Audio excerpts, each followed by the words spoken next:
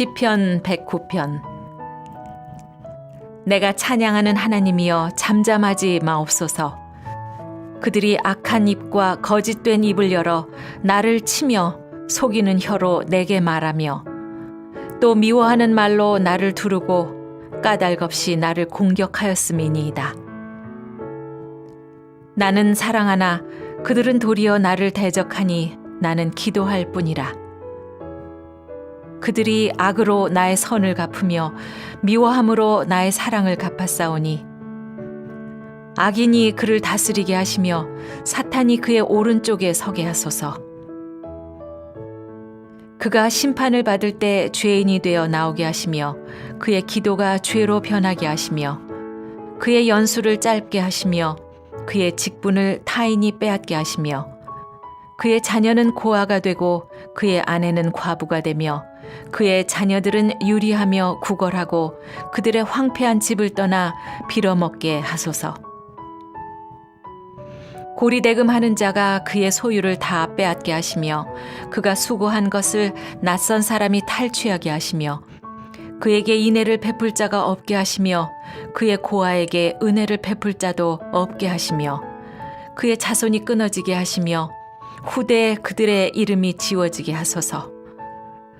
여호와는 그의 조상들의 죄악을 기억하시며 그의 어머니의 죄를 지워버리지 마시고 그 죄악을 항상 여호와 앞에 잊게 하사 그들의 기억을 땅에서 끊으소서.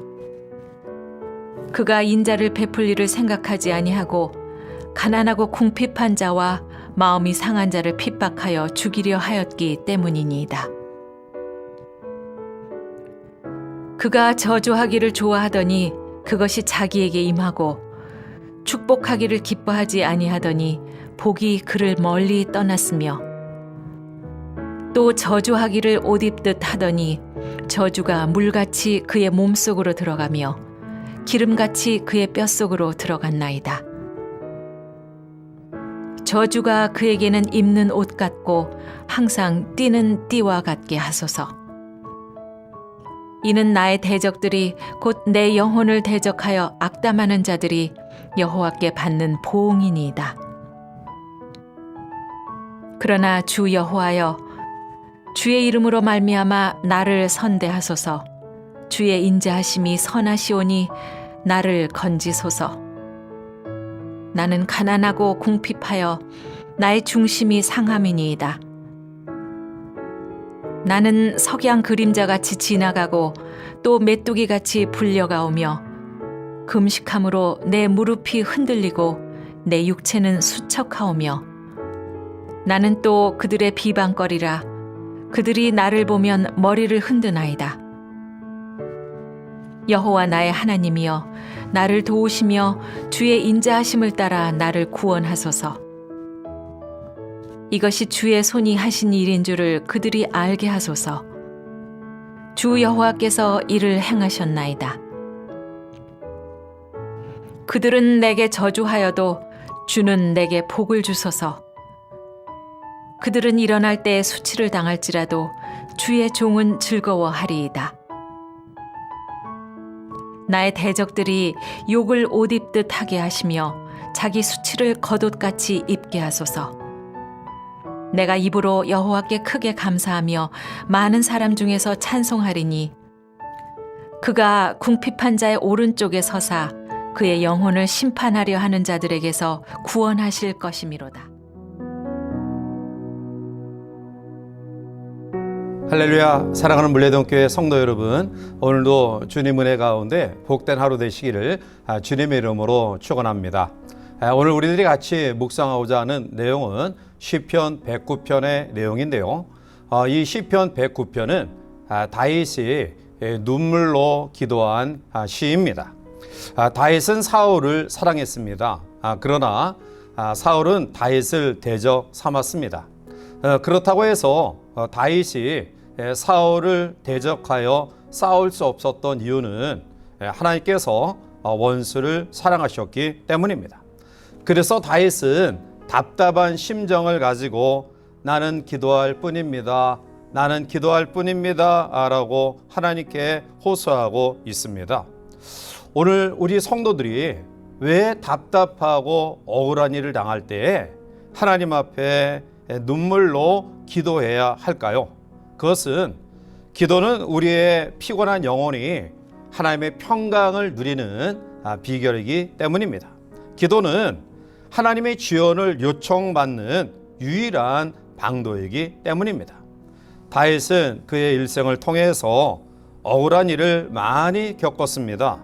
그러나 그는 복수의 칼이 아닌 눈물의 기도로 이 모든 상황을 이겨 나갔습니다.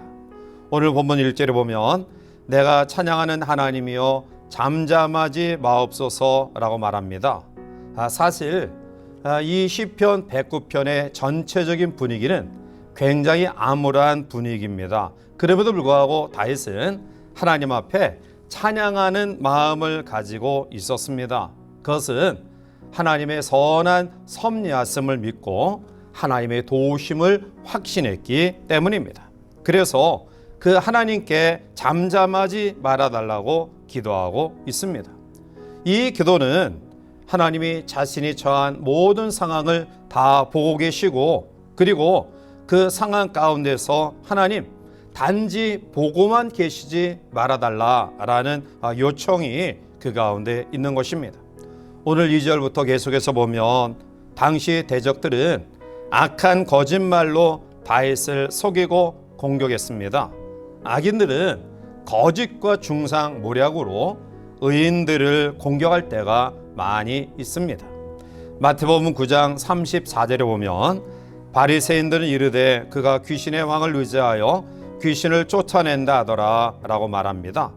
예수님도 귀신의 왕을 의지해서 귀신을 내쫓는다라는 모함을 받으시기도 했습니다. 다음 본문 3절에 보면 또 미워하는 말로 나를 두르고 까닭 없이 나를 공격하였음이니이다 라고 말합니다. 악인은 미워하는 말로 다윗을 둘러싸고요, 특별한 이유 없이 다윗을 공격했습니다. 이러한 공격을 받고도 다윗은 기도할 수밖에 없었습니다. 우리 주변에 억울한 말로 입술로 우리를 공격해 올 때 우리가 대처하는 가장 아름다운 방법은 입술로 하나님께 기도하는 것입니다. 본문 4절에 보면 나는 사랑하나 그들은 도리어 나를 대적하니 나는 기도할 뿐이라 라고 말합니다. 다윗의 대적은 사랑을 원수로 갚았습니다. 이 얼마나 억울하고 분한 일입니까? 예를 들어 다윗은 사울을 끝까지 사랑했습니다. 그러나 사울은 시기심과 또한 다윗이 왕권을 위협한다라는 잘못된 그러한 생각과 염려로 다윗을 끊임없이 죽이려고 했습니다. 다윗은 기름 부음 받은 왕을 해칠 수가 없어서 도망다니는 가운데 있었지만 그러나 눈물로 기도할 수밖에 없었습니다. 이와 같이 이유 없이 우리 주변의 사람들로부터 억울한 일을 당하거나 또한 말로 우리가 많은 상처를 입는 환경 가운데 있다 할지라도 내가 직접 그 사람을 대적하여 보복하려 하기보다는 하나님 앞에 눈물의 기도를 통해 하나님의 심판이 임할 수 있도록 기도함이 필요합니다. 기도가 최대 해결책입니다. 어떠한 경우에도 기도를 포기하지 마시기를 바랍니다. 다윗이 어떻게 기도합니까? 그는 원수에 대하여 직접 보복하지 않습니다. 그리고 악인에 대한 하나님의 심판을 간구하고 있습니다. 20절 말씀 가운데 보면 이는 나의 대적들이 곧 내 영혼을 대적하여 악담하는 자들이 여호와께 받는 보응이니이다 라고 말합니다.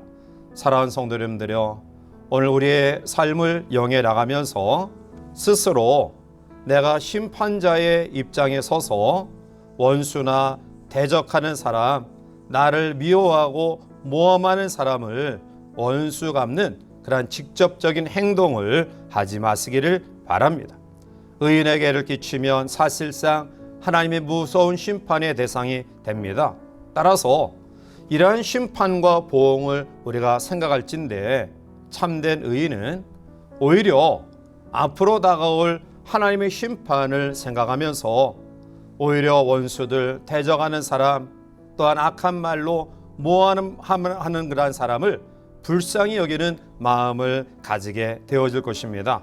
따라서 그러한 마음으로 악인의 모든 처리를 하나님께 내어 맡기고요, 오히려 악인이 바른 길로 돌아서도록 그를 축복하는 기도의 자리에 나가시기를 바랍니다.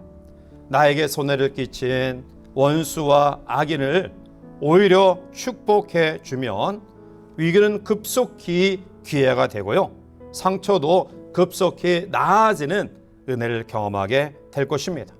비가 온 후에는 숲이 더 울창해집니다.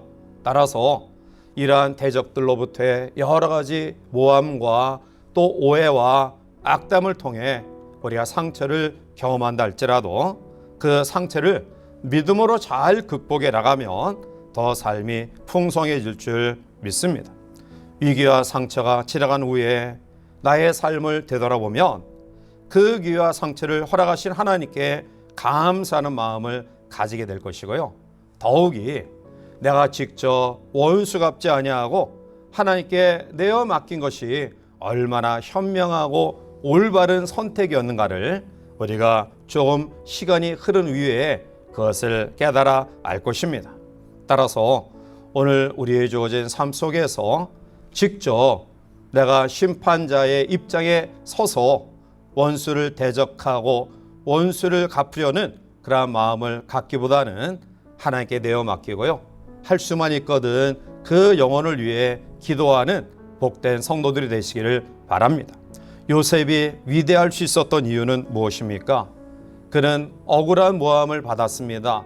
그로 인하여 숱한 고통을 경험했지만 그러나 한 번도 자기가 직접 원수 갚으려는 자리에 있지 않았습니다.